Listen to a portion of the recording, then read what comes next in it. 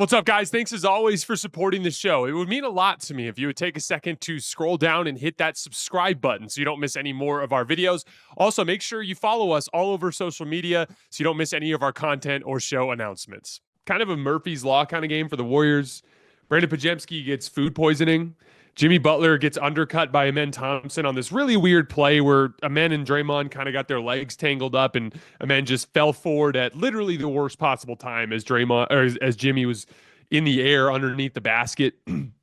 He gets a tailbone contusion that keeps him out for the rest of the night. He's also getting an MRI tomorrow, so fingers crossed, well wishes for Jimmy Butler that he ends up getting a positive result there. I'm sure everybody would rather see Rockets Warriors determined with both teams at full strength. But as a result, we got a really weird game with some bizarre minute totals. Basic stat to demonstrate this.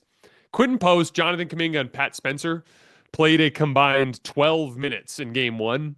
They played 63 minutes tonight, those three guys. So 51 minutes that would typically go to starters on the Warriors, and a star for the Warriors, Jimmy Butler and Brandin Podziemski, ended up going to guys that were mostly out of the rotation or in very small roles in game one. So not a whole lot to take away from that.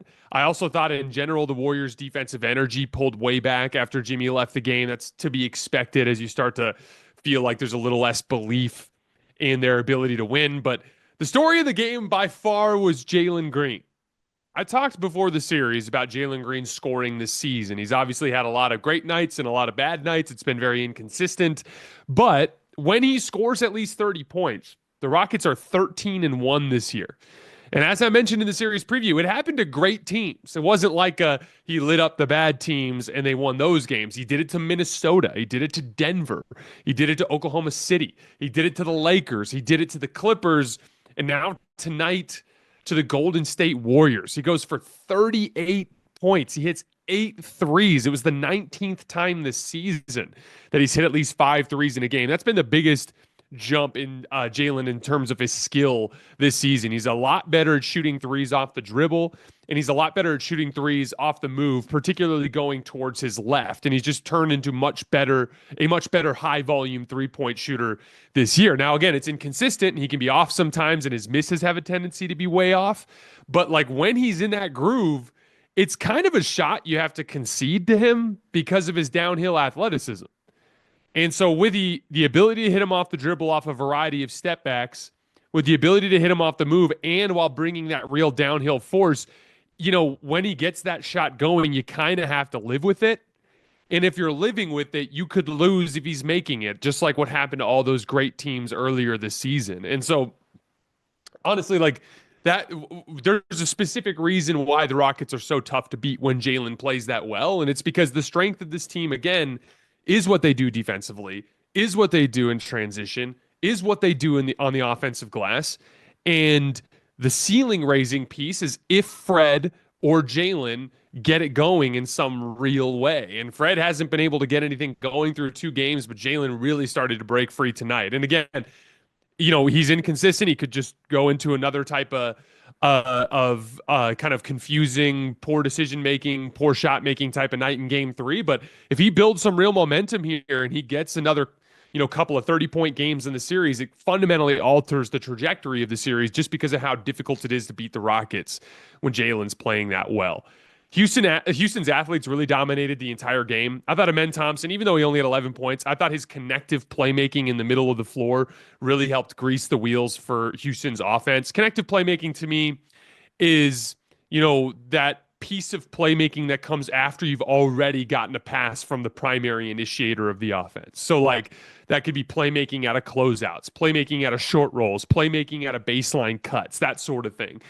Amen Thompson is so good at like making these one-timer hockey-esque passes where he's reading the action that's taking place around him while the ball is still on its way to him, and then he'll just catch it and immediately funnel it to the next guy in the read, and it really creates a lot of quality opportunities for the Houston offense. Tari Eason was great.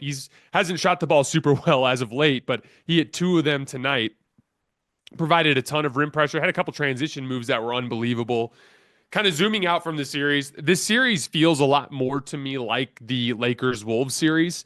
a more dramatic version of it because there's a larger skill gap between the two teams. Obviously, Anthony Edwards and Julius Randle are substantially better primary shot creators than what Houston's working with, which is why Houston was bottom 10 half court offense this year. And Minnesota obviously was a great offense overall this year. But it's a similar dynamic in the sense that, as I talked about with the Lakers last night, if the Lakers can hang on to the rope and hold up physically, their skill should be able to lift them over the top. But when they let go of the rope, the athleticism will overwhelm them and they'll struggle. Similar type of vibe with Houston and Golden State. Game one of that series looked very similar to me to game two of the Lakers-Wolves series from last night, in the sense that even though there was this kind of end of the game run that both teams went on, as it seemed like Golden State fatigued a little, as it seemed like the Lakers fatigued a little, they were able to stiff arm the late game runs, and it just felt like those teams were able to hang on to the rope well enough that their overall skill and basketball IQ gap was able to carry them over the top. Now, again, I think the skill gap is substantial, which is obviously why Golden State is a much more substantial favorite than the Lakers are over the Wolves. I view the Lakers-Wolves series as more of a coin flip. I would be genuinely surprised if Houston beat Golden State in this series. I think Golden State is going to go home and get both of those games in game 3 and game 4, and I think they'll go back to Houston with a chance to close the series out. My guess is that ends up being a game that Houston ends up getting, and then Golden State closes this one out in 6. But it's a similar dynamic, just with a more dramatic skill gap between the two teams. But again, kind of like just an anything that can go wrong will go wrong type of night for the Warriors. Big time night for Jalen Green. Houston evens up the series.